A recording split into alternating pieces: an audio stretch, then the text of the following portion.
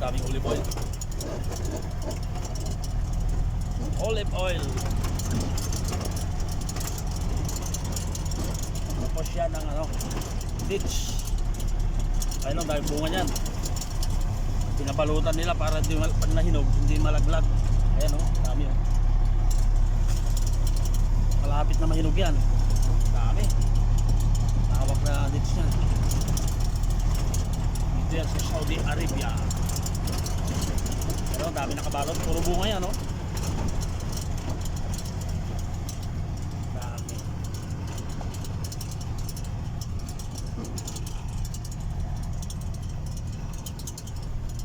Wala pa kasing hinog. Ay bunga niyan. Nakabalot talaga o. Pinahalot talaga nila o.